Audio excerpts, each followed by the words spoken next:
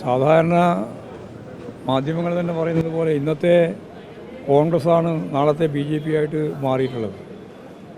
ഇന്ത്യയിലുടനീളമുള്ള നിലവിലുള്ള MP-മാരിലും MLA-മാരിലും ഒരു നല്ല ശതമാനം ആളുകൾ കോൺഗ്രസ്സുകാരാണ്, പഴയ കോൺഗ്രസ്സുകാരാണ് എന്നെല്ലാവർക്കും അറിയാം.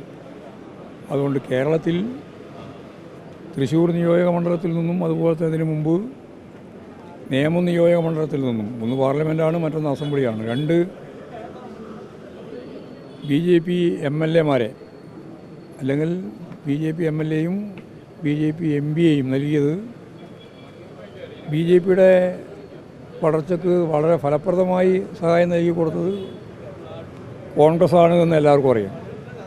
ഇപ്പോൾ ഏറ്റവും അവസാനത്തെ 18ാം ലോക്സഭാ തെരഞ്ഞെടുപ്പിലെ തൃശ്ശൂർ വിജയത്തിൻ്റെ പിന്നിൽ 86,000 വോട്ട് BJP-ക്ക് അനുകൂലമായിട്ട് കോൺഗ്രസിൻ്റേത് നൽകി. 74,000 വോട്ടിന് അവർ ജയിച്ചു. കോൺഗ്രസ് 3ാം സ്ഥാനത്തേക്ക് പോയി. അത് സംബന്ധിച്ച് അന്വേഷിക്കാൻ വേണ്ടി അവർ കമ്മീഷനെ നിശ്ചയിച്ചു. ഈ കാലം അത്രയും ആ റിപ്പോർട്ട് പുറത്തു വിട്ടിട്ടില്ല. ആ കമ്മീഷൻ റിപ്പോർട്ട് പുറത്തു വിട്ടാൽ ഒരു സംശയവും വേണ്ട, ഹേമ കമ്മിറ്റി റിപ്പോർട്ട് പോലെ വളരെ ഗൗരവമുള്ള റിപ്പോർട്ടായിട്ട് അത് പുറത്തു വരാൻ പോവുകയാണ്. അപ്പോൾ കോൺഗ്രസിൻ്റെ നേതാക്കന്മാർ എന്ത് നിലപാടാണ് സ്വീകരിക്കുക എന്നുള്ളത് നമുക്ക് കണ്ടു തന്നെ അറിയാം.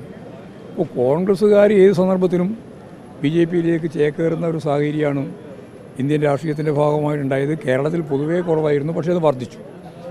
AK ആൻ്റണിയുടെ മകനും K കരുണാകരൻ്റെ മകൾക്കും നിരവധി കോൺഗ്രസ് നേതാക്കന്മാരുടെ മക്കൾക്കുമെല്ലാം BJP-യിൽ ചേരാൻ സാധിക്കുന്ന സാഹചര്യം അങ്ങനെയാണ് ഡെവലപ്പ് ചെയ്തു വന്നത്.